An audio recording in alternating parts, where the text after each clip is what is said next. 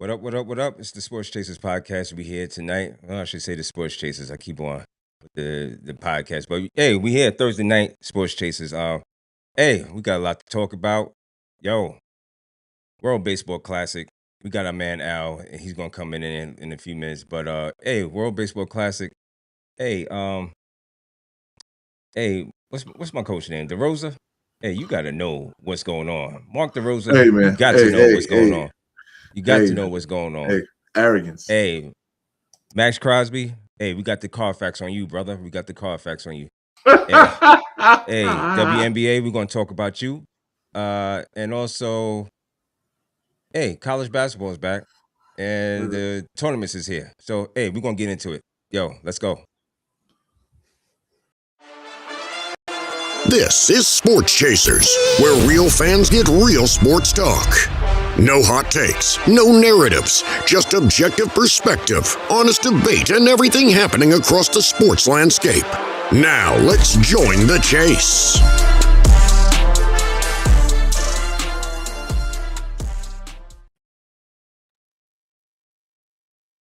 Hey, what's up, Sports Chasers Podcast? Hey, if you don't remember, click like and subscribe to the channel. Yo, we on the road to 4,000. Hey, we appreciate you all if you do your part, and we're gonna continue to do our thing and bring you the all the sports, the news, and all top news in sports today. Hey, we got our main man back. Al is in the building. Al, say what's up to the people. Al, Adam. I'm here. What's going on, everybody? Happy to be here. Talk some baseball. Talk a little bit of March Madness. Happy to be joining the show. No doubt, no doubt. We got the DA coming in. He's gonna be talking about that Max Crosby. That's Carfax. Yeah. You gotta get the Carfax. Hey, Dan. Hey, a hockey dude, Dan, man, he's in the building also tonight, and he's gonna be touching on NHL. Also gonna give us the WNBA. Oh yeah. He stepped away for a minute, but hey, Al. Oh no, there you go. Hey, I'm here. I'm too quick on the trigger, man. I know you got a lot to say. What's up, fellas? What's up? What's I know on, you Dan? Dan. I got a lot to ask you about the WNBA. If you can break that down a little bit later, we'll talk about that. How can they break it down? They can't break it down. Hey man, let the brother. He's gonna break it down. He's gonna give us what they don't have.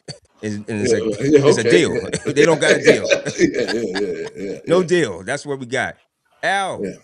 Yes, sir. You got some explaining to do for my man USA Mark DeRosa. What's the deal with him? No explaining. I will put it in terms of baseball malpractice, man. Go ahead, man. Because it's baseball malpractice. At the end of the day, you're the manager of the United States WBC team, World Baseball Classic team, right? This is the first year I would say we had a slew of stars. Like, yeah. It's no excuses what's on the field. I mean, you only had limited amount of pitches you could throw, certain pitches, et cetera, et cetera. We do know that. You are have a little bit pushback towards the organizations with schemes and organization as far as schoolboy, how many pitches they could throw and which games they could actually pitch. You know what I mean? I get that part. But for you not to know the rules of the competition. He said he ain't read them. He said he saw them. He didn't read them all. He didn't read everything. Now that fine print, he ain't get that. That's all. For you to come out the day before the game to actually say on national TV, we respect Italy, but we're gonna go try to win tonight, even though we already punched our ticket to the quarter. Yeah. Like what? Yeah. And even me as just a candid fan, or a big fan of baseball, but a candid fan of WBC, I'm looking like maybe I misread something. Maybe I'm wrong. I didn't read what or even what the TV analysts were telling me the night before. Like I thought we still had to win because Italy was 2-0 at the time. I mean 3-0 at the time. And Mexico was 3-0. Yep. We were 3-0. So if you play any kind of pool baseball, it comes down to the run differential. So I'm like thinking, damn, I was confused. I say, well, either way, I say maybe they changed it this year, but that's not how it was in the past. So, and then come out, I mean, play the game, start the game off, and you roll out that lineup. Now, I understand they all Major League Baseball players, they all former or current All-Stars, right? He said that's the B-side. I'm not disrespecting Goldsmith. I'm not disrespecting none of those guys, right? But for you to have Bryce Harper and Bregman on the bench, and in my understanding, it's a must-win game. Yeah. Well, and you start off the game down 5-0. 5-0. And the camera's panning towards the bullpen, and you got Kershaw warming up. I'm like, come on, man. He still didn't know. I don't think somebody told him until around the 6th or 7th, maybe the 8th inning. Yeah, we got to win this game, though. You know we got to win this game, right? And we need run differential. Right, at least keep it close. At least, stop them from scoring at the minimum. At the least, stop them, cut their water off. Yeah. And then somehow, some way, somebody got in his ear. Then you can see Miller coming in and cutting their water off. But man, that was baseball malpractice, man. And on top of that, how Italy came out and kind of, took them off the. At the end of the day, they took the pressure off of them because they ended up winning last night big. Honestly, I didn't think that. I didn't expect that from beating Mexico. I thought Mexico was probably better. Mexico had that nice little crew. They did have a nice little crew. They did. But DeRosa, man, that's it for DeRosa, man. That's it. Yeah, he can't do this. And the last thing I want to say is this: all those pundits, those MLB analysts, all his friends who he had relationships with in the industry, which I understand and I get it. Mm-hmm. For them not to come out and chastise this man like you would have did any other anybody MLB else. That's and right. like he would have did any MLB manager in a pressure moment and situation in a playoffs or World Series or just a big game on a weekend. I watched Mark DeRosa every day during the baseball season. Mm-hmm. And every morning on the MLB network. And he kills, I ain't gonna say kills, but he do criticize any kind of false move that a manager makes. Because he want to be a manager. Listen, he is the Rex Ryan. He is the Rex Ryan of baseball. Right. And for these pundits and these analysts who have relationship with Mark DeRosa not to chastise this man and act like we're supposed to place the blame on the players or place the blame on the other coaches or place the blame on the actual rulers of the WBC. I'm like, come on, man. We can't do this. But we're not going to do this. But tell me, where's his staff? Where's the people? It's only one coach on the staff, which is Ross, who used to coach, who's the former catcher, and he was the former manager of the Cubs. Mm-hmm. Everybody else just his friends. Nobody else had Major League Baseball managing experience. Nobody on that staff. So Are you serious? Wow, I'm serious. Ross is the only one. And then on top of that, you came out the day before in the press conference leading up to the game against Italy and saying, we beat Mexico. It's one of the biggest games we done won, and we was in the locker room, having a couple beers, which nothing wrong with. Mm-hmm. But then you come in, you had a day off, and then you come into the game and you say, we're a little sluggish today. How? Why? How can you be sluggish? Why? So my overall point is, if you're not taking it serious, USA is what I'm saying. If the USA is not taking it serious, let us know. Because every other country is. I swear Dominican's taking it serious. I swear Venezuela's taking it serious. Italy's taking it serious. It hurt when Argentina went down, and you could see the tears and emotions on their face. Yes. Mm-hmm. So if we're not taking it serious, just let us know. And we won't have these expectations. And we'll just move on. Yeah. If I may. This is equivalent to the like the hockey team just coming off USA. This is like the Olympics. This is let me they're taking it that serious. If I may. Right. Sure. DA, go ahead, step in. And I say this, man, and my boy told me to move to another country yesterday morning. I was telling Kev, man, and I always say this, and I said this on this show years past about America.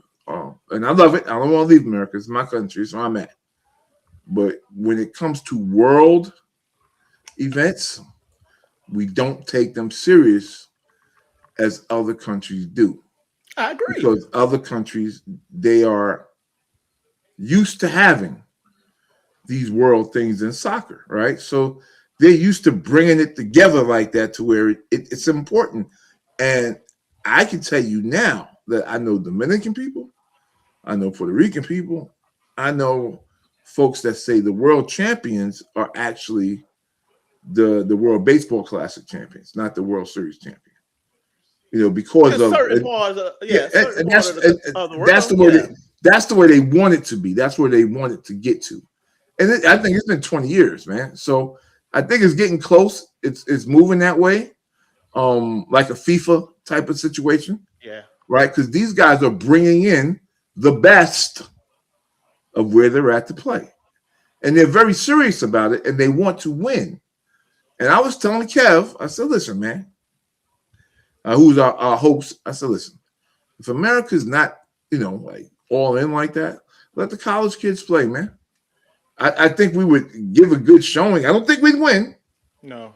But I think we'd have a good showing. But if you're not trying to do it, let those college kids go out there and play. And I still think they should give extra roster spots for college pitchers to come in because of the major league, pitching days and cycles and things of that nature, where you can get, maybe some young kids that did to relievers or something like that. That'll be in there to I have a pushback on that. And I have a little guys bit pushback on that. I'm not tripping out the limitations of the pitching count and all of that, because every other country follows the same thing, rules, and they don't have a problem with it. Yeah, and we have more pitchers in America. The U.S. has a boatload of pitchers. Yeah. You understand what I'm saying? So I'm not tripping off that. My thing is, if you're gonna take it serious, take it serious. That's all. If you're gonna take it serious, at least your manager know the rules. Yeah. You understand? At least your manager know we're gonna roll out the A lineup today. We have to win today.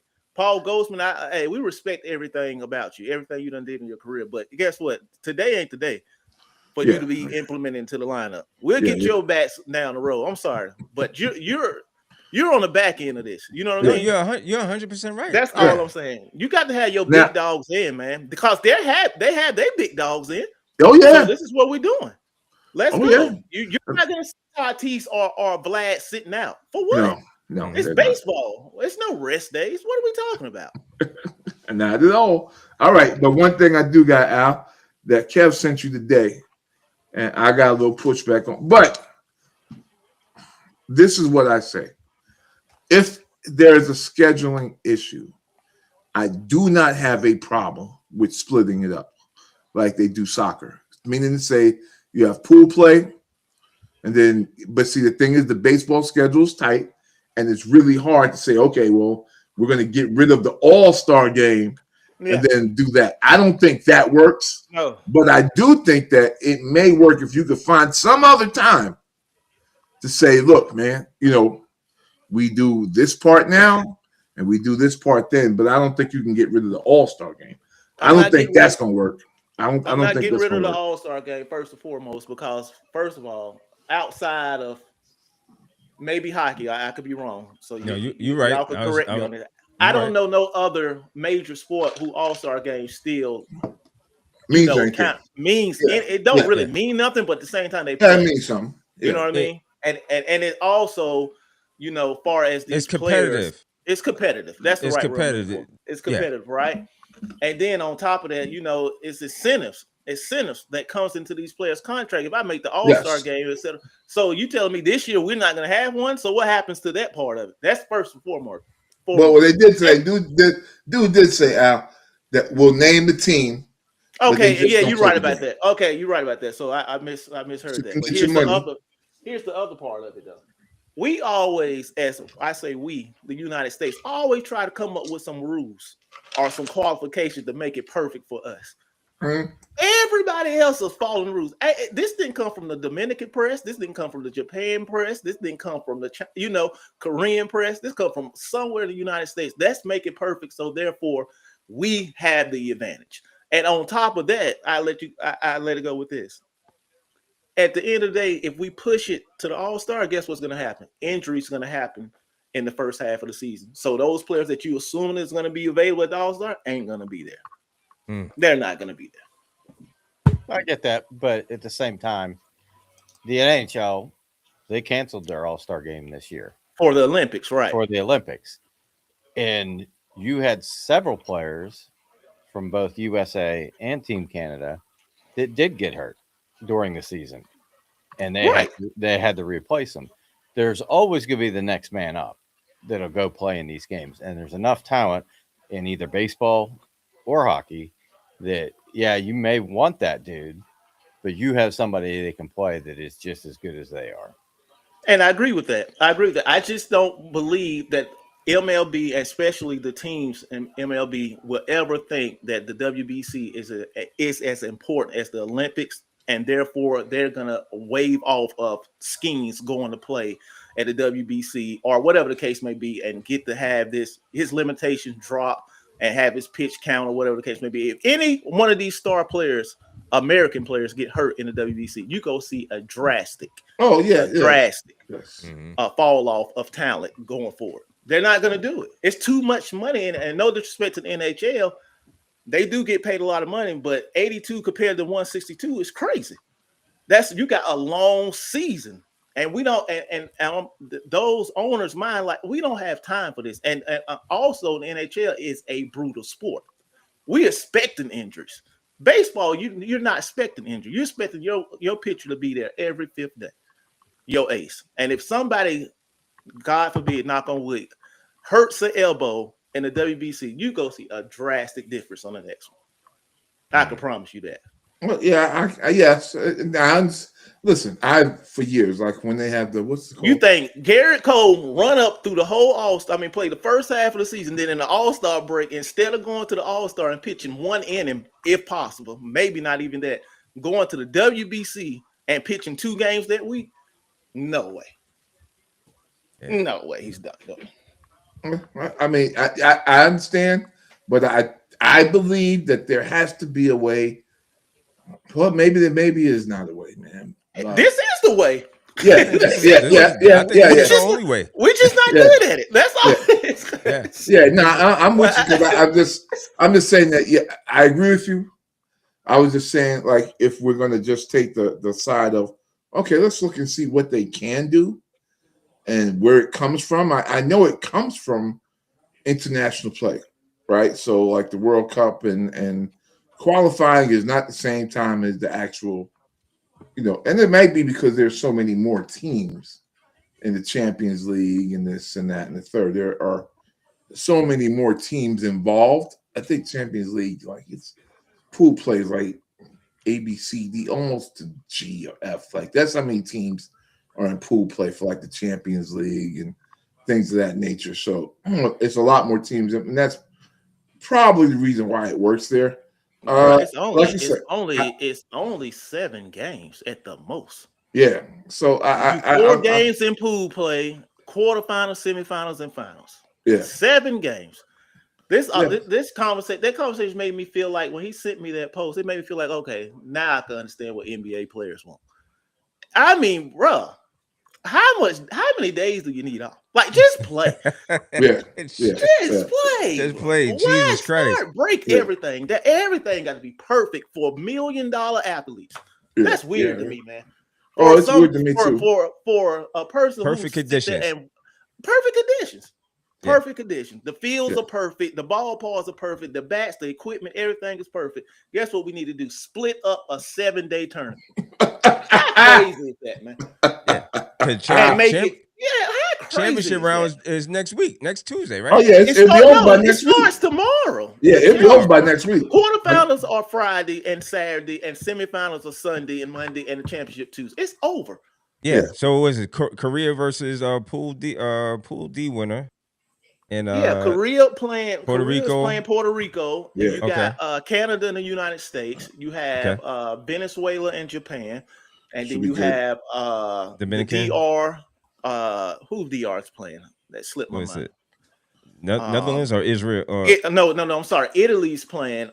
Sorry, I'm way off. No, you're right. Italy is playing. I think they playing the DR, if I'm not mistaken. But I know the DR is on the same side as the United States. So the anticipation is both of them will win tomorrow, and then they'll meet Sunday night in the semifinals. And then on the other side, the TV personnel want to see Japan versus Venezuela in the actual, semifinals. Japan versus Puerto Rico. But whatever the case may be. But at the end of the day, so it both, they have it, cast out so it could come down to Japan facing DR at the United States in the championship on Tuesday. But it's only 7 games total for each. If you advance to the finals, you go have 7 games. Just think of Mexico, who went out in 4 games. They done. Yeah. So they can go back to their spring training or whatever the case may be, and get back. But what I'm saying is 7 games, and we act like, man, let's stretch this out throughout the year. Why? Get it over with. It's the athletes, man. These athletes are spoiled as hell. All of them. That's hilarious. Very spoiled. Or don't play. That's the other option. You don't have to play. Yeah. But if you sign up for the WBC, understanding we got a week of games, basically, guys. We need your focus for 7 games for us to accomplish our goal. Mm-hmm. If you with it or you ain't. And you have the option to say, no, I'm going to stay in spring training, man. I'm good. Yeah, because spring training is still going on. It's still going on. It didn't stop it. It didn't stop. Yeah, I think you bring up good points. What you think? Who we going to end up with at the end? I don't know, man. I really the United States haven't played good all. Not yet. The whole WBC, to be honest with you, and it's I know they have won. They 3-1, right? But at the end of the day, the games that they did with had no business losing to Italy, though. They had no business using Italy, which is a good team. But at the same day, Great Britain, they beat Great Britain pretty good, but Great Britain really didn't have too much. But you should have beat them way. It should have been a larger margin than that. But I want to disrespect no other countries. But at the end of the day, man, I just want to see for the semifinals. I do want to see the DR face the United States in Miami. I think that's just going to be a scene, man. That's going to be a scene. That's going to be a spectacle. And it's not Shohei this time around. No, Shohei is on. I think Japan is going to qualify on the other side. I think they'll beat Venezuela and they'll beat. I think Italy's on that side. I don't know who's on that side. I've been more focused on the United States, but at the end of the day, yeah, I think Japan's going to come out of there. I know they're on the same side as Korea. Mm-hmm. I do know that, but at the end of the day, I think Shohei them team will be in the finals. Japan is what I'm saying, but he's not pitching. To answer your question, he's only hitting, and he hitting nukes too. Yeah. But man. Yeah, he hit nukes, but my thing is, I think Japan will be in the finals, and I just want to see that DR versus United States Friday. Well, that would be Sunday night, actually. They both have to win on Friday, but the semifinals will be Sunday night on Fox, which will be crazy. Cool deal. Anyone else? Hey, Dia, you got anything else on that? I got Puerto Rico and Japan. I think it's on the one side. There you go. Yeah, Puerto Rico. Yeah. Because I know Puerto Rico took the last one personally because I think they went out early. So they're taking this very serious this time around. And United States, DR, which is going to be a heck of a game. I hope we see it. Yeah, and if they're serious about it, it's going to be World Series type intensity. Type energy, without a doubt. Okay. Yeah, Game 7 type intensity. Yeah, they are very serious. DR is very, very serious about this. Yes. Yeah, so this is big. So bring your big boy pants, and I think it should be fine. Man. What's crazy about that? I'll let you continue, but what's crazy about that? My last point: when the United States, if they play the DR on Sunday night in Miami, the United States, DR would be have home field advantage. Oh yeah, that's how crazy it's going to be down there in Miami. Oh yeah, yes. The United States would be the road team without a doubt. Oh yeah, for sure, without a doubt. For sure. Yeah, for sure. Dan, you got anything else on WBC? Anything? I just don't think the U.S. is going to make it that far. No. You think they're getting beat by Canada tomorrow? they're going to get beat. They've been lackluster. They have. They've had great pitching. If Brazil didn't walk the entire lineup twice, they leave so many people on base, and I get it. Thank you, Dan. It's the very early part of the season that they're all getting back in the swing of things, but boy, did they leave a bunch. But you know it was coming, though. You know it was You're right, coming. Dan. I'm with Dan. I'm just rooting for him, Dan. That's all I'm saying. No. You can be personally right, but I'm just saying I'm just rooting for him. I want to see him win. Yeah. Like the way that these other teams are playing, like the Italy dude against Mexico. That guy probably didn't sleep for a week because he hit 3 home runs, and every time they hit one, he's doing espresso. Yeah. Yeah. Mm-hmm. You know, and Yep. it's stuff like that. Like these other teams are well prepared and have been practicing for this. Yeah, I'm with you. They ready to go. That's Yeah. what I think they just take it more serious than we do. That's all. Well, I don't think it's that they take it more serious. That the major league players really didn't do a whole lot probably until they got to spring training, and they were there for like what, a week, A week before they had to leave. and then boom, they're gone. So, I mean, it's a little bit different for the U.S. team because they haven't been at it. Like they really should have been like 3 weeks out, a month out before spring training. They should have had their own spring training. Well, look, listen, Dan. These dudes are millionaires. They can do that if they wanted to. No, I'm saying it's not like any of them. mandatory. Yes, U.S. But it's not like none of these motherfuckers is working at a Lowe's and couldn't go. We go can practice. we can get into the millionaires that can't play 82 games too. Well, Yeah. we can get into that too. Yeah. man. Well, that's gonna be a whole other stuff. Hey, Mike Millie, what's good, man? How you doing? Welcome, man. Greetings. Man, Carfax. man, it's good to see. Yeah. You and DA could talk about in a few segments down NFL.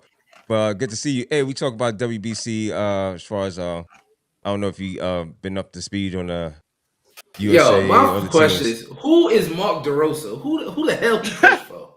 What is his Nobody. real job? Because In a when I well, seen he said that, we was through already. Who do you coach for real? Because what are you doing out there? We look Yeah, bad man. enough on the international stage in every sport besides basketball and women's soccer. Don't make it worse, my brother. Shut up. Yo, we just got in. We just had it. yeah. Talked about the Rosa, man. Yeah, if we just pretty much saying if you're not going to take it serious, man, yo, don't. That was the make a wish. Yeah, I want to be a coach of the WBC USA. Don't come if you're not going to take it serious and not know what the hell is going on. Don't do it because what you did and my Don't man do it. JB, you just made a mockery of yourself and the USA for just what you just did. And you're just lucky. You should be sending a gift to Italy. But Some espresso machines. yeah, you should be sending them a gift. And that's pretty much all I gotta say. Hey, MLB starting out in about 2 weeks, March 25th. Are you ready for that, Al? Real quick, just to take on that, and then we'll get you on out of here, unless you want to hang around. I'm super ready for it, man. Yeah. I think the season's gonna be. I mean, I'm excited about the new acquisitions of certain teams. Bichette with the Mets. Yeah. I want to see the young boys like Roman Anthony's balling with the WBC team right now. I'm ready to see what he could do with a full year with Boston. That's going to be interesting, man. You know what I mean? I want to see Connor. I know Dan the shortstop, the rookie shortstop, who should be on the major league team at the beginning of the year, the rookie shortstop. So yeah, I'm ready for it, man. I'm ready for it. All right. It's too much. Spring training too long for me, but that's just my opinion. Yeah, man. Listen, it's a long period, but this is what they do. Hey, Al, man. Yo, listen, Al, we appreciate you, man, coming on through and doing no your thing doubt, as man. you always do, man. And we're gonna be having you along. You stick around if you want, because I said we're gonna probably talk just a little bit. I'm gonna let DA and Mike Millie talk about college basketball. But yo, Dan, you up next, man. Dan, how you doing, Dan? It's good to see you, first of all, brother. How you feeling, man? Feel good, huh? Yeah, man. Yo, first of all, you got a lot of NHL trades or did trades go down, and I'm gonna let you get into your WNBA. You can pick whichever one you want to start off with. I'm gonna let you. We'll do hockey first. Yeah, do the hockey Keep all first. basketball together. But really, was it at the end of last year, beginning of the calendar year for the NHL, they implemented some new rules. And I think it was like September, they decided, you know what? Hey, we're going to implement a few of these early. So one of the rules that they implemented is there's now a salary cap in the playoffs. So this trade deadline was kind of poo-poo as far as like big names moving around, all that good stuff. Like you had the Panarin trade to the Kings before they broke for the Olympics. But really, a lot of these names and players that moved around, like you had some older guys like Foligno from Chicago going to play to Minnesota with his brother. Then you had Corey Perry going back to Tampa from the Kings. But a lot of these moves are like, Toronto, they got rid of, what was it? Lawton. They sent him to the Kings for a draft pick. They sent Bobby McCain to Seattle for 2 draft picks. Mm-hmm. So you had some teams shedding some expiring contracts, but like big name moves, not a whole lot. Like, Braden Shen went from the Islanders or from St. Louis to the Islanders, and St. Louis got Drouin, another player, and 2 conditional picks. There wasn't like a ton of big names, getting moved. Like a lot of the stuff happened the day before the trade deadline. Like, what was it? Nick Dowd got traded, I think, to Vegas. And then the one that surprised me is Jordan Carlson. He went from Washington to Anaheim for a couple of picks. But it wasn't a whole lot of, like, Buffalo made some moves. Like, they picked up the other Luke Shen from Winnipeg, and Logan Stanley, the 2 D-men for a D-man, a prospect, and 2 picks. Then we also had, who was the other guy that went there?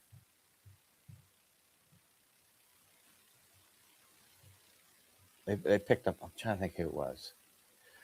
But it was like the big names weren't moving because a lot of teams, they couldn't retain salary because of the cap coming up.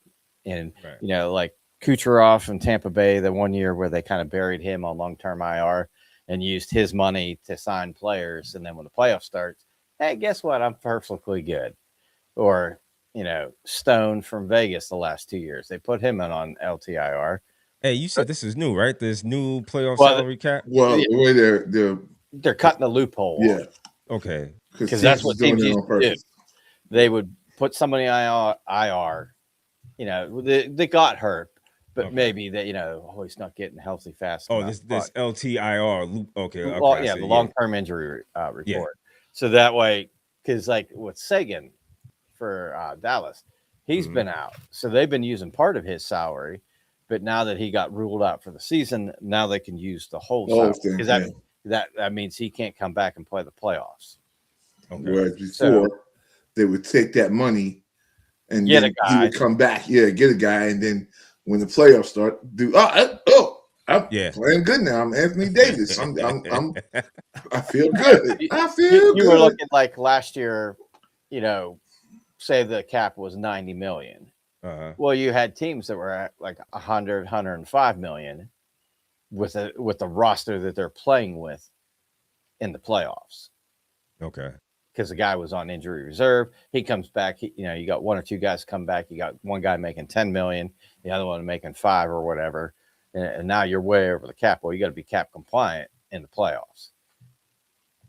So teams weren't retaining a whole bunch of stuff either. Just for the mere fact that, that's going to eat up. If you're a playoff team, if you're going to retain salary, then, some of these other teams that don't spend a ton of money, kind of like in baseball with the Pirates. Yeah. you like for the longest time, the Coyotes, now who are the Mammoth, they had Shea Weber, they took his contract on. The guy hadn't played in 3 years.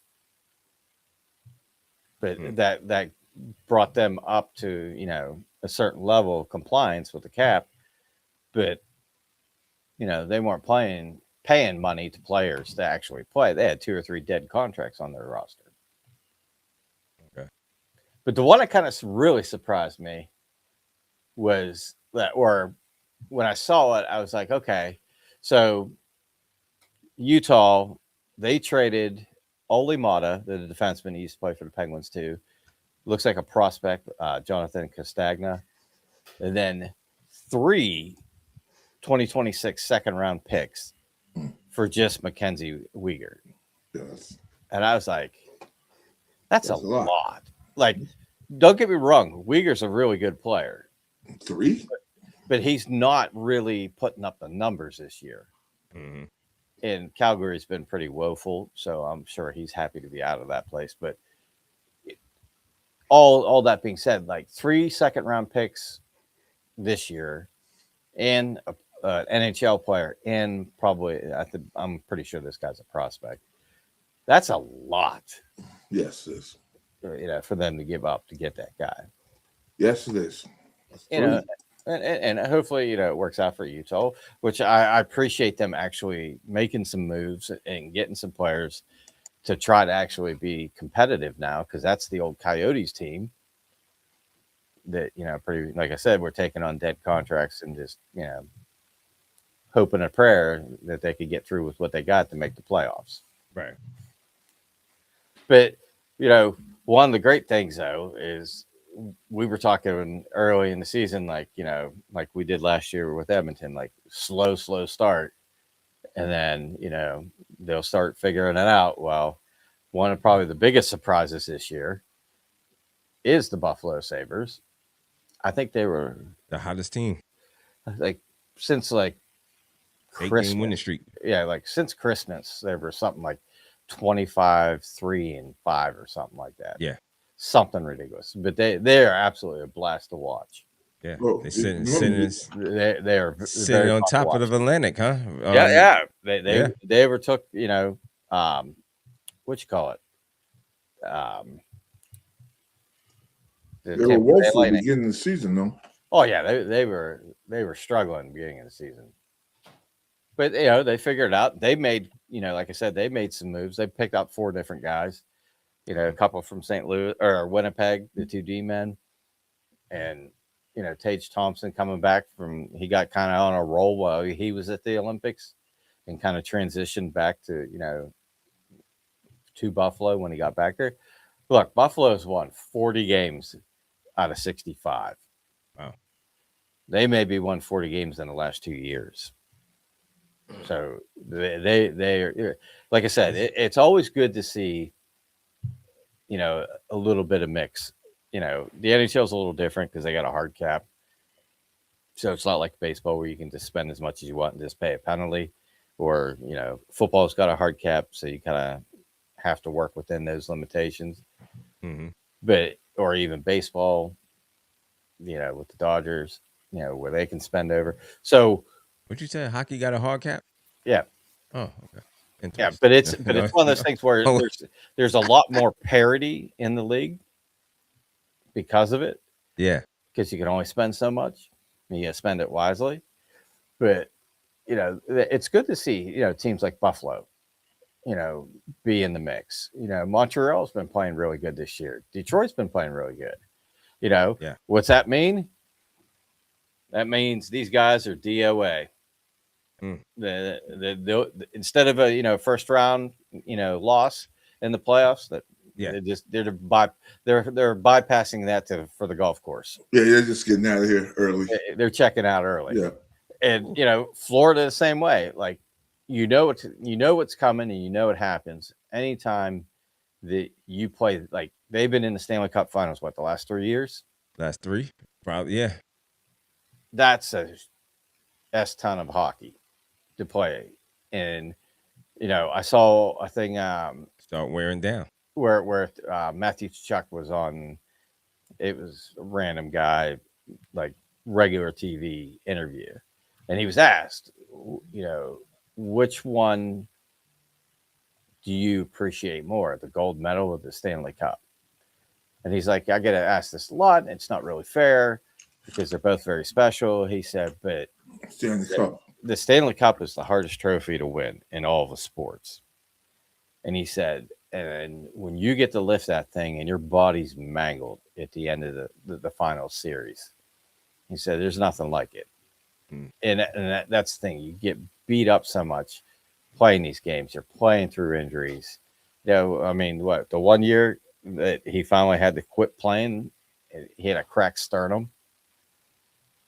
So it's like it's not like you fall in the court and you forget which arm you hit and which one hurts. Oh, you grab both. Yeah, you grab both, put them both in a sling. Yeah. I mean, Grab them both. these dudes will play unless they cannot move. So for them, that's a lot of hockey for them. And, eventually it's going to come to an end. I mean, I think what was it? The 80s was the last team to win 4 straight. I believe that was the Islanders. Islanders. Yeah. And right before that, like at the end of I think the 70s, early 80s, was the Oilers with the Gretzky, Gretzky's team. Yeah, Gretzky's crew. So, it doesn't shock me that they've kind of fallen off pace. They've been dealing with injuries. Like Barkov got hurt early in the season. They missed him all year. Marchand's now, he's had fighting injuries. It's part of the game. It's attrition. It's going to happen. Yeah, it's going to happen. It's part of the game, but it's also you get to see the up and newcomers coming to the game. So we haven't seen Buffalo, and it's been a while since we've seen the Sabres, right? When's the last time? I don't think they made the playoffs in the last 10, 14 years. Yeah, I know I don't remember seeing them, but I know they haven't been that great. But to see now you got them, the Canadians. What the Canadians got 80 points. Canadians, Islanders 79 points, Bruins 78 points. The Canadians got 82. Yeah, 82. Hey, the playoffs is fast approaching. Yeah, there's like 16, 17 games left. Maybe some teams maybe have 18. But like you got Buffalo, Tampa, and Montreal at the top, and then you got Carolina, Pittsburgh, and the Islanders. And shout out to my Penguins. We can't beat anybody in a shootout, but you could beat. But we haven't had Crosby since the Olympics. Oh yeah, and then Paul Bunyan, Malkin decided that he was going to try to chop Darlene's head off, and he got a 5-game sussy. So, we've been out without our top 2 centers, and with them out, we haven't been able to win a face-off in months. Yeah. So, kudos for them for hanging around, and honestly, and I know, I've got my Toronto shit on today. Yeah. Talking about, Toronto over the past years when Dubas was there. Dubas wasn't the problem. Mm-hmm. Rust, Malkin, Letang, Crosby might be the last ones left on this team prior to him getting there. He's made that many trades. And the trades and stuff that he's doing, he had to literally rebuild the draft picks, the prospect pool of everything that Hextall screwed up. Mm-hmm. And this, they thought they'd be competitive, but I don't think they thought that they'd be, second in the Metro in a playoff spot, especially with what they're dealing with now. So, I think Dubas has done a great job. Bringing in Mantha, he's got 24 goals. He brought in a kid from Columbus, Chinikov. Since he's got here, that kid's been nothing but great.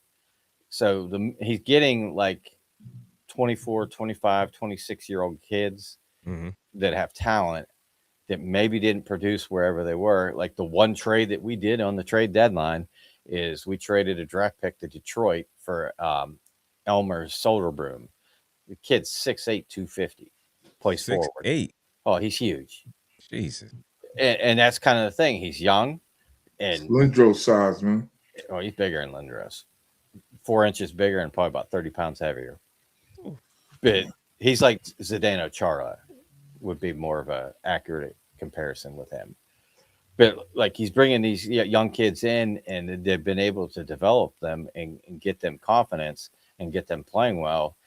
Ben Kindle, he's our draft pick from last year.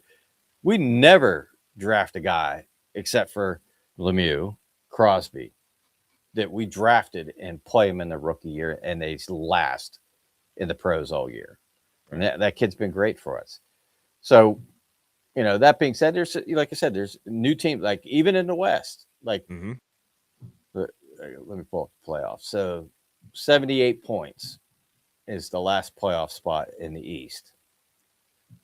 So if we go to the West and we go to the Pacific Division, there isn't a team in the Pacific Division right now that would be in the playoffs, points wise. Yeah. In the East.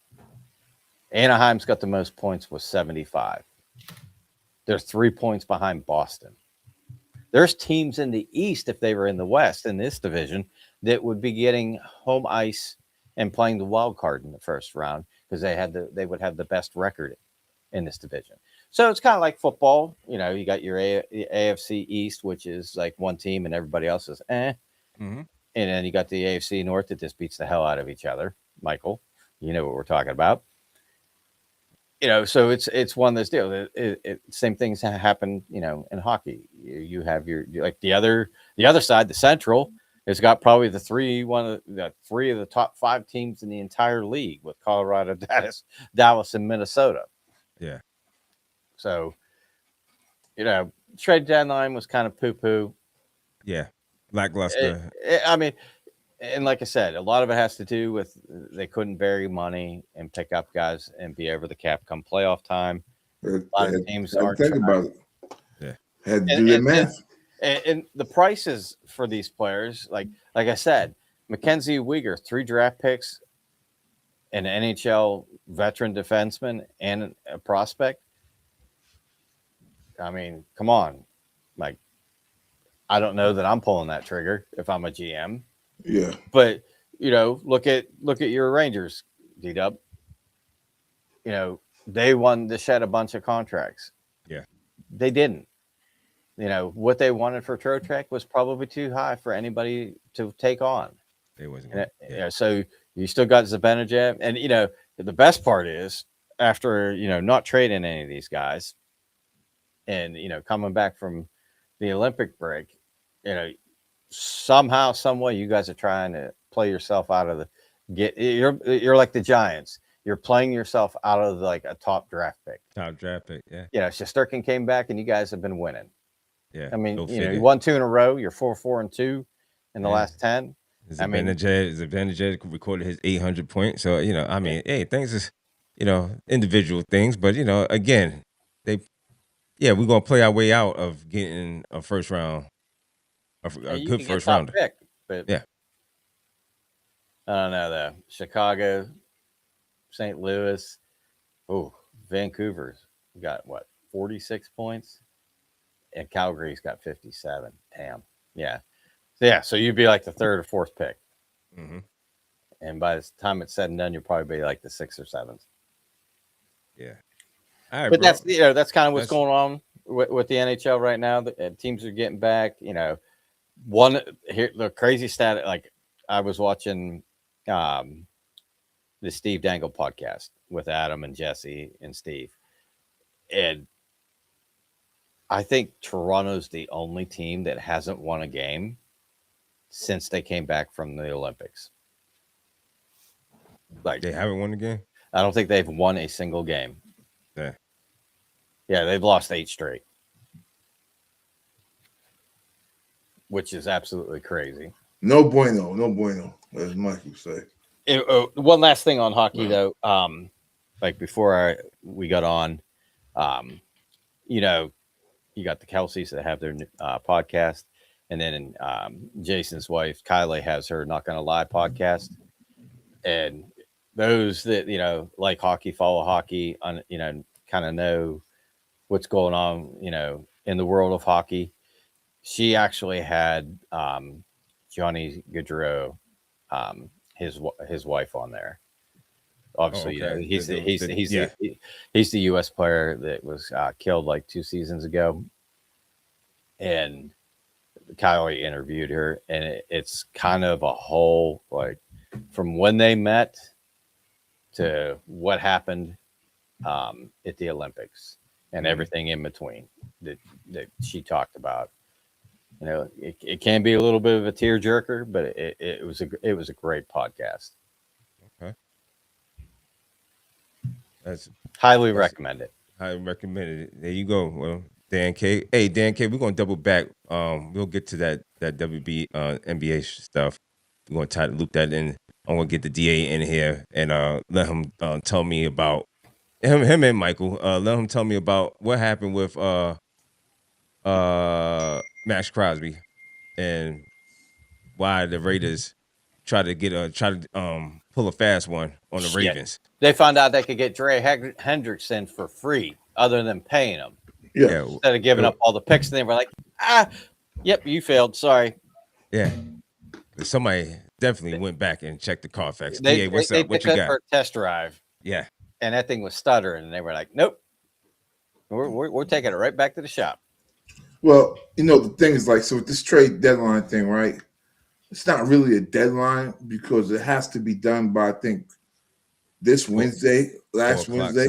Yeah, right. So you could say whatever you want before then and then pull back on the deal. I don't know how bad Max was. I don't know how bad his knee was. He just had the surgery. So, I mean, like, you wasn't going to put him out there and run a 40, right? But if they were, let's, throw on your aluminum hats for a minute. If they were talking to both, and I think they have Hendrickson saying being maybe a little bit better. Mm-hmm. I mean, Crosby being a little bit better than Hendrickson, right? So they brought in Crosby, and they were going to pull the trigger, and then they looked at, listen, man, 2 draft picks, and I think that was the determining factor. I think so. And they was like, we could just get this dude. So they just said this guy failed. Whether he really failed or not, I don't know, because he's not going to run a 40. Mm-hmm. He just had surgery. I think they all said they knew, like, both Oakland or Vegas and Baltimore knew he wasn't going to pass that. Yeah. So, I mean, and I just heard that, they may hold on to him until, closer to when the season starts. So he's a guaranteed pass for a team that's, somebody got hurt. And now Max Crosby's like, yo, dog, we got to get this guy. And that's the only way they're going to get as much, per se, or close to what Baltimore was originally going to give up for him. It would have to be closer to the draft. Or after the draft, right? So the draft picks will be 2027 instead of 2026, right? Which gives you some time, all right? Because this contract is only going to be 3 years, which we know is only 2 years. So it is what it is. He'll get on because the Raiders aren't going to keep him.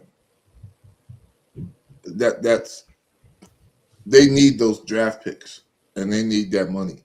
So excuse me, they're not going to keep him. They'll just probably get rid of him a little bit later. So. Breaking news today. What do you think? Kyler Murray actually moving on. He has gone on to the Vikings. The Vikings have picked him up. 1 year contract. 1 year contract. It's a good fit. Do you think that's a good fit for him? No, not at all. Damn, Mike, you laughed at Kyler, homie. That's yes, absolutely. Yeah, Mike, go ahead. What you got? The Vikings know they messed up last year. You let Donald go, and you believed in the J.J. McCarthy hype train, and look what you got. So now you're going to get Kyler to be the backup, but I don't see him doing too much better. No, Kyler's not going to be the backup, Mike. Oh, you think he the starter? Oh, that's he the last game. He is the starter. He is the starter because he wouldn't come there if they wasn't going to start him. Because he only got 1 year. 8 games. He's only yeah. Yes, you're right. But my thing is the same thing, man. Listen, Kyler got drafted by a dude that had a system for Kyler since Kyler was in high school. Remember, Kyler Murray won the Texas State champion 7-8 4 years in a row. So when he came out to college, they knew what system he's going to run. And when dude got to the pros, the coach, I forget his name. What was his name? Quisenberry? What's his dude's name? Kingsbury. There you go. Kingsbury. Yeah, Cliff had a system that was right for Kyler. And Kyler did his thing in that system. But the absolute minute that Kingsbury got fired, that was it for Kyler. Because there really aren't too many systems for midgets. Oh, little people. Sorry. So, like maybe if he was with old boy from what's that? New Orleans. He could have put him in the Doug Flutie, one of those systems, but it doesn't Russell work, Wilson? man. Yeah, Russell. He's smaller than Russell. He is the smallest. I'm pretty sure he's the shortest NFL quarterback ever. I'm almost sure of that, but I'll check. But for him, it has to be a very specific system to work. But they had to do something because JJ Jefferson, if he didn't get a quarterback out there to at least try to throw him a ball this year, Jefferson was going to bounce. So, gotcha. Yeah, I got a couple more for you.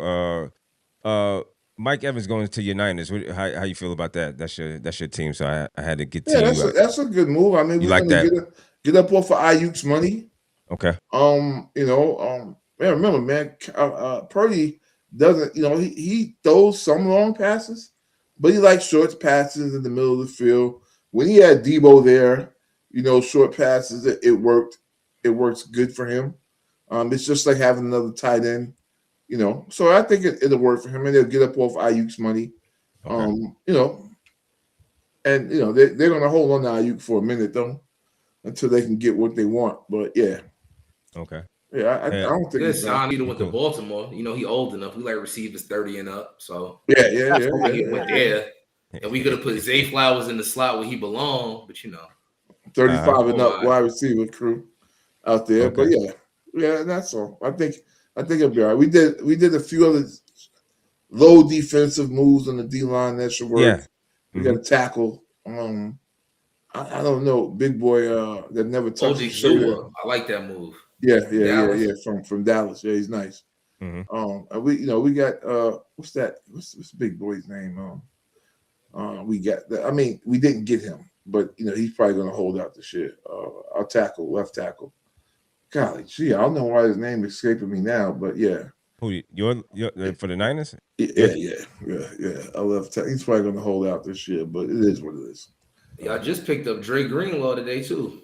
Yeah, that was cheap. Got him on the cheap. We should never let him go. Yeah, Fact. we should never let him go. But we needed safety, and that's the other guy that left last year, Fogaluga. I forget his name. God bless him. He's out there in Denver now. We're looking for a safety. So I don't know if the kid from Ohio State. You talking about Trent Williams? Yeah, Trent. Yeah, Trent's going to hold out. Yeah, okay. Trent's going to hold That's out. That's what you're talking about. Okay. Yeah, he's going to hold out. Okay. But we need a safety, and God bless her, boy. We wish we could get the cat from Ohio State, but that ain't going to happen because I think he's leaving like 2 or 3 or something. He's going to get drafted, but we just need a safety, man. We need, and who knows what Raheem's going to. I don't know what Raheem's going to do. So we'll see. I got three more. Hey, Mike Miller, you can answer these. How you feel about Daniel Jones getting his contract extension, remaining the quarterback for the Indianapolis Colts? Well, we knew they liked him. Got it. What was the final number? Did they finally come out with a number for him? Yeah, he got like what was it? It was it's split up.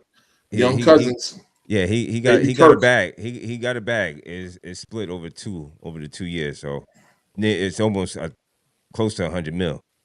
Young Kirk Cousins there.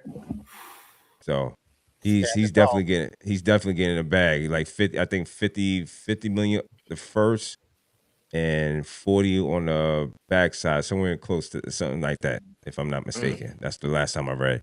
But that's what off an injury. That's what that's what the market. We can't get mad at him. He was killing last year until he got hurt. No, absolutely not. I'm not. He was hooping, but you just got rid of Pittman. You just gave Alex Pierce a bag of money.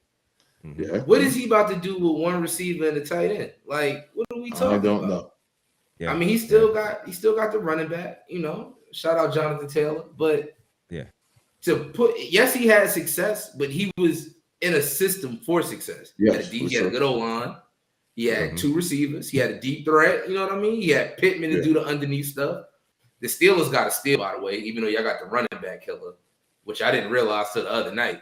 Sorry, Dan. But, yeah, like, I like what Daniel Jones was for the Colts. Hopefully, he could stay healthy next year and they make a little run because they was looking like the best team in football for a while. Yeah, for the first 10 weeks, I think they was pretty. Yeah, about first 9 to 10 weeks, they was looking good. Really was. Yeah, then he went out. Hey, one more. Millie, Malik Willis to the Dolphins.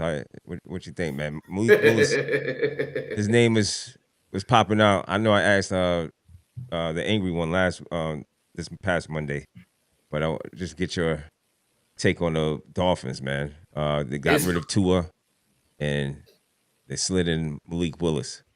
It's crazy how we could see actual bodies of work from some of these guys, right? And they be solid. They be solid numbers. Shout out to Sam Howell, right? But they won't put them in a position, right? But he's not gonna start. But Malik Willis sat there with the clipboard and filled in a couple games, and then you just throw $66 million at him. So that's why I be confused with some of these NFL teams. Like, yes, you had to get rid of Tua. Like, yes, you had to figure out what was next, right? Because the man can't stay healthy. Y'all team is in shambles. It ain't gonna work, right? So you want to go get somebody. But are you giving Malik Willis a chance? You gave him $66 million. But he got Tyreek Hill who about to get out of there. He about to force his way out. We don't know what the rest of that team is. Is he going officially? Yeah, Hill, yeah. Oh, yeah. So now you out there with Waddle who can't catch but twice a season. So it's like, are you used to be able to catch? I don't know what happened. Yeah. He used to catch. He got to Miami and lost his hands. I don't know what happened. Yeah, I don't know why. Because he used to have hands. Yeah. So, I mean, is the number isn't crazy because it's only, like $22 million. That's mid-tier for a starting quarterback. It's not horrible, but it's what's around him. And we don't have enough body of work on Malik Willis to be like, yeah, this is going to be the key in Miami. I mean, that division is a little bit. Nah, that division, they still not going to win that division. So, I don't know. I'm not a fan. I'm not the biggest fan of it, but it's an okay move. Okay. Hey, Dan, this one is for you. Aaron Rodgers update. Rodgers joined the Pat McAfee show on Thursday, stating that he has not made up his final decision on his future with the Pittsburgh Steelers. What say you? Ohio State, man. I got a good feeling he's coming back. Think he's coming back? I think with like free agency and whatnot, if the Steelers had an inclination that he wasn't coming back, they probably would have made a move to get a quarterback.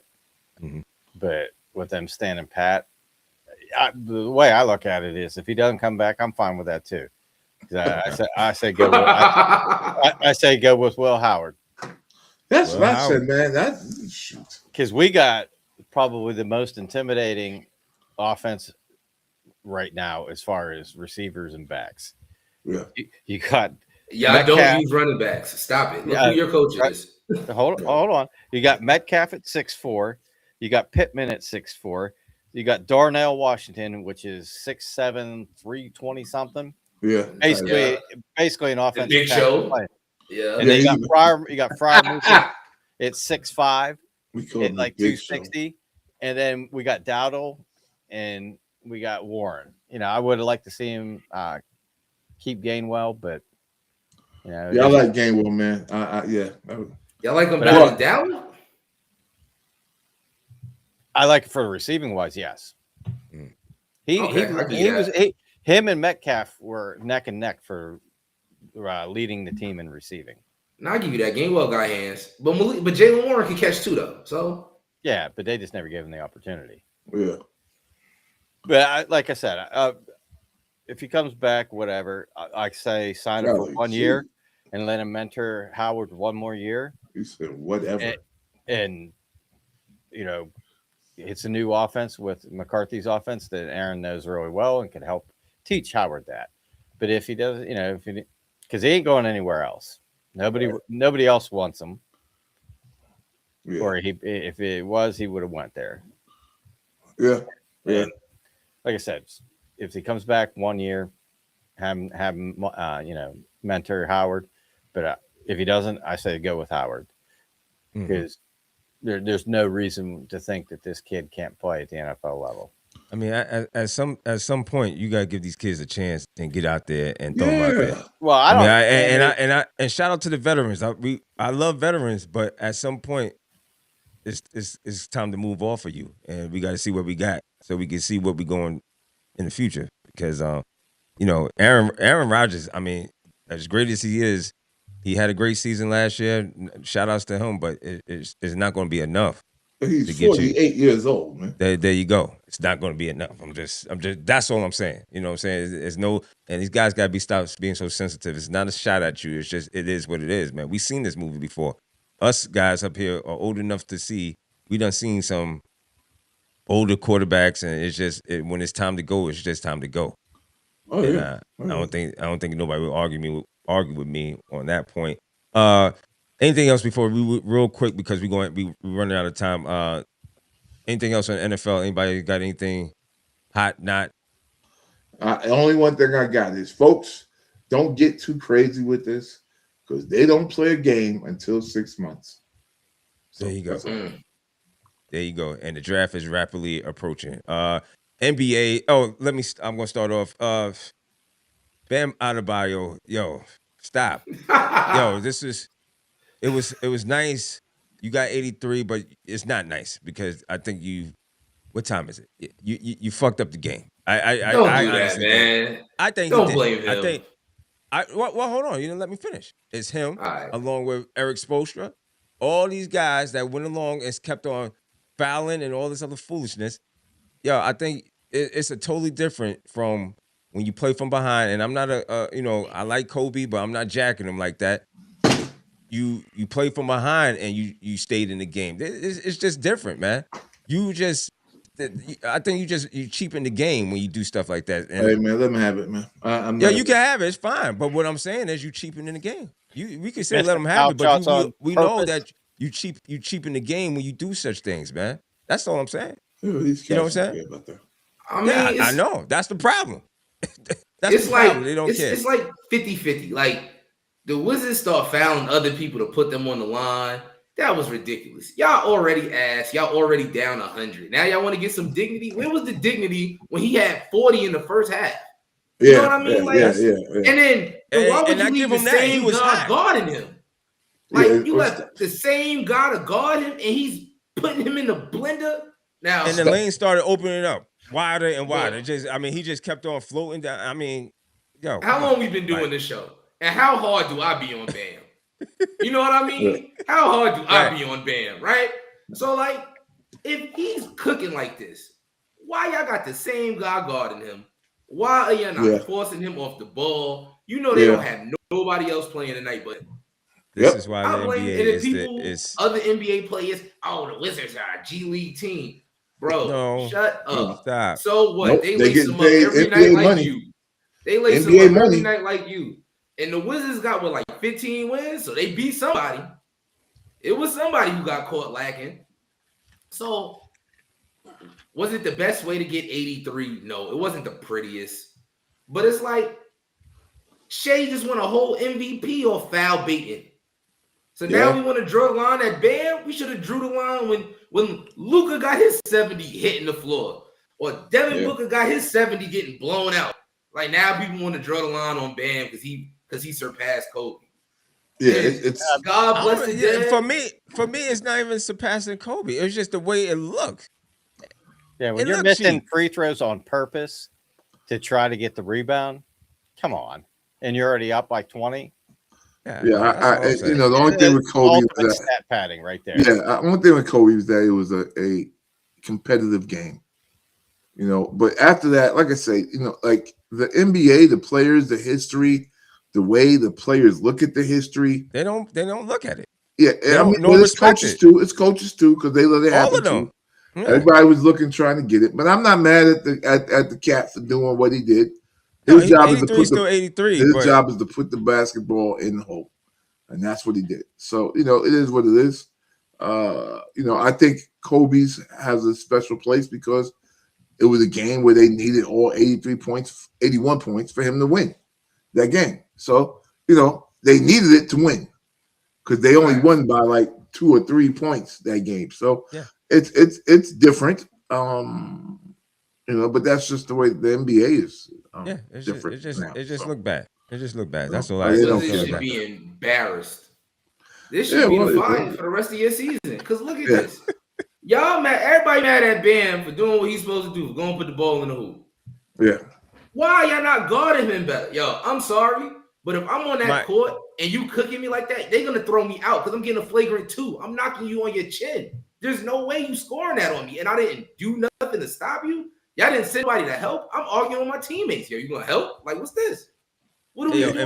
Hey, Mike, and I want to put something on it because I'm like, I'm just let you know, I don't think people are mad at Bam per se. It's just the way this thing was given to him. Like, you know what I'm saying? I just don't. It's just that. That's what I get your point. It's no disrespect. I to get Bam. your point. But the But internet like as a whole, they love this soft ass NBA. Listen, they love this soft shit. So now this is what you get and you mad? Nah, take it. Yeah, we are the internet. This is what the internet does, man. Well, hey, everybody Michael Strahan in it, man. Yeah, and people don't want to see that. People don't want to see that. That's all. That is all, man. That is all. Hey, real quick before we get out of here, because shout out to Bam, man. 83. You enjoy, man. Dan, Ryan ain't coming in tonight. I don't think he's gonna be late, or if he's not, he's gonna make it. But real quick, I wanted to get the WNBA. That deadline has came and gone. I don't know what's going on. They still Do talking. you have anything? They still talking. It was in 12th hour on the 10th. They still talking, and I don't think it's gonna be a season. They don't want to play. They don't want to play. Here's the thing, and we've talked about this before. Like they went for like 12 hours the one night. And then I want to say last night they were in there for 9 hours. And, they said there's a lot more smiles coming out of the room. So that they're getting close and to working toward a compromise. But like I told you before, if they are dead set on this gross revenue stuff, they ain't going to have a season. If they haven't paid attention by now, the owners have pretty much ignored any proposal that they put out that was gross revenue. Right. And they basically slide that piece of paper back across the table that says, we'll give you 15 net. And you keep getting the same message. And they've come down from 30 to 27. I'm sure they're probably down to 25 or whatever it is now. But, I think they're figuring out that if they want to play basketball, that they need to get, a reality check. The number that they're not getting that gross revenue, and they will end up having to take whatever the league is willing to offer as far as revenue sharing. Now, did they just turn profit this year for the first time? Well, no one knows because they haven't put out the numbers, but you got to understand that, like, what is it, 40% or something is owned by NBA, so. Those people are getting their money first before there is any revenue sharing. So, I think that's where the players are a little bit misinformed, and they got that big eyeballs, like when Scrooge McDuck, DuckTales jumps in the pot of gold, or that's my man Scrooge McDuck, baby. That's what they're thinking. We got all this money, and look, the wave that they're on right now, they can absolutely turn a profit. And I think they want to do this, the agreement for 6 years. And they upped because whenever they left Wednesday, the owners gave them a proposal as they left. And they upped the cap by $1.5 million. But it's kind of the same idea where, max player will get like 1.2 million. And by the end of it, they'll be getting closer to 2. The average player salary is going to be like 570,000. And at the end of it, it would be like 850,000. I'll take it to be a scrub. I mean, here's the thing: like, a lot of this is being held up by these vets that are on their way out the door, right? And they're trying to make as they say, a stick up, sliding the note across the table. It's not gonna happen. I need a bunch of 20s. No, it's not gonna happen. And the majority, I think, of these players are like, yo, this is like 4 times the amount or 5 times the amount that we're getting paid right now.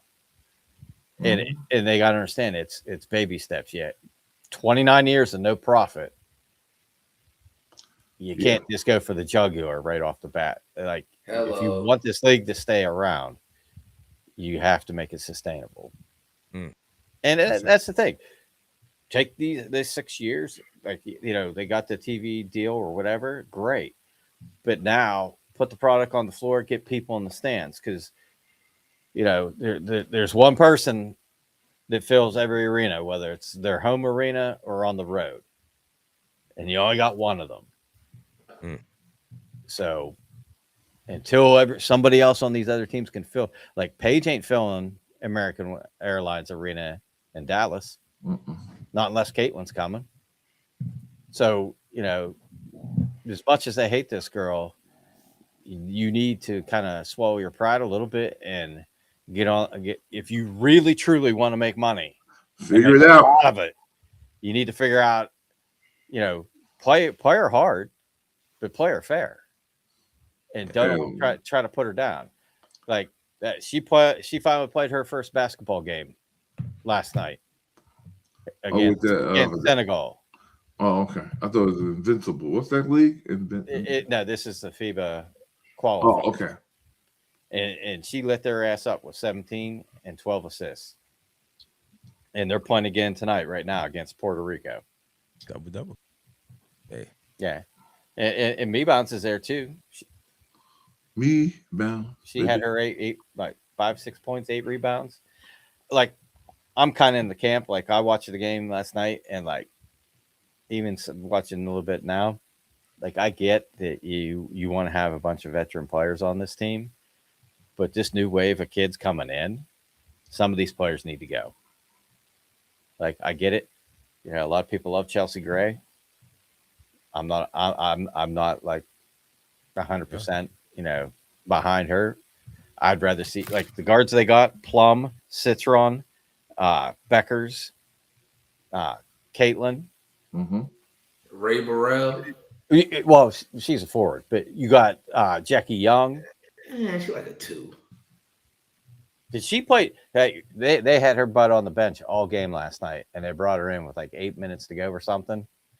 And when she got in, she looked good. Ray Burrell did. She had they got figured out, man. Yeah, it's like you're not playing the Olympics for another 4 years. You need to get these girls experience on the world stage. And I liked what was it, the Duke coach Cara Lawton. Like, at the end of that game,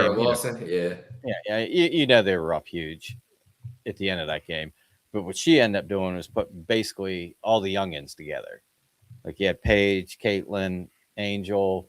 I think they had I think Burrell was out there for a little bit, but they had Kiki out there, and getting them that a lot of good experience. Yeah, international game is different, so you gotta get them out there. And you look at some of the, like, Ryan Howard played phenomenal yesterday. I think she ended up with like 21. I would love her and Caitlin got a thing going. Like, they were finding each other all over the court. I wouldn't mind seeing, whether Howard goes to Fever or if Caitlin goes to wherever Howard's playing, but to see them two play together, because I think you'll see that going forward. Like, when they get closer to the Olympics, that they got that chemistry together. Right. No doubt. But they may have plenty of time to do this USA basketball this year. If they can't figure it out. Yeah, they won't be doing no WNBA. Yeah, they will. Definitely. But I watched a couple videos. There's like 100 videos on Caitlin playing, and then about the CBA. And one of I think the guy is Venom on X or whatever. but he the guy that I was watching, that he's in New York while they're doing these negotiations, and he said before it looked like the possibility of a strike. He said, but after the second day, he's saying it's slim to none that they're going to strike, that they're close to getting the deal done. Well, that's good. I'm glad that they are, but we'll see. Yeah, we'll see. We'll definitely see. Damn, appreciate you. Parting shots, DA, how you feeling? I'm You old outta and here? tired. Old and tired. Old and Ready to go tired. to bed, man. Ready to Mike go to bed. Millie, what you got? Nothing major. Appreciate Shout you out to being here, everybody. man. Good to see you, brother. Yeah, for sure. man. I'll tell y'all off air while I'm here tonight, but I'm glad I was able to make it here tonight. And shout out to everybody that's tapped in. Shout out to everybody that's watching. Shout out to the fellow chasers that couldn't be here. Yeah. Selection Sunday is this Sunday, so everybody tap in and get ready for that tourney. Yes. It's finna be a good one. Oh yeah. Yes. AJ had a dunk the other night. Yeah, that cat, he's the best in the country. I care what's going to AJ is the best. He's going number one. If he go, he's going number one. Yeah, I know he's saying he might stay, and I get it Hey. because you could stay. He living like a king out there probably, but if he go, he's number one. Tell us what you think. Put it in the comment section. Dano, what you got? Good to see you, brother. Yes, good to see you guys. Good to see Michael. I think he still works here, right? Yeah. He was on Monday night, man. He was there Monday night. Shout out to the angry one, man. He was there Monday night. He ducking me like he owes me money. Yo. I haven't seen he in a hot minute, but shout out to him and Ryan. I know they couldn't be here tonight, but nothing really. Just you got the ACC tournament at Spectrum Center this weekend. Yes, sir. Nobody get in trouble. The Anger fans working that, so he been keeping me updated on the high intensity basketball that they've played this morning. Oh boy, it was $22 for lower bowl for the Virginia game. No. Yeah, I was like, damn. I ain't gonna be able to do it. Yeah, no doubt. But shout out to everybody. Appreciate everybody chiming in the comments, leaving the comment section, put it in there. Let us know what you think. Yes. What's up? Oh yeah, Big Kev on the road. Yeah, Big Kev on the road. Shout him out. Shout out to the moderator. He out there. I think about mitzvah or something he's doing. Wedding, something like that. Whatever, man. Shout out to the big dog. ACC. College basketball is the big dance is coming up this weekend. The Field of 68. Sunday? We should be making the brackets, all the brackets. What else? Anything else? NHL, NBA games this weekend. Whatever. As always. But on behalf of everybody at the Sports Chasers, we appreciate you being rocking with us and being on. So Al Clausen. Big Al, yes, Big Al, coming up. Big Al with the baseball. So on that, we'll see y'all next, I guess Monday or I think the moderator Monday. I let the moderator tell me when we be on next week sometime. But don't tell them too late. No doubt. Shout out to all you guys. This is Sports Chasers. We out. Peace. Peace. Later. You've been locked in with Sports Chasers, where conversation doesn't follow trends, it follows the game. If you rock with the discussion, tap in, subscribe, and join the community that keeps sports real. Until next time, stay locked, stay sharp, and keep chasing sports the right way.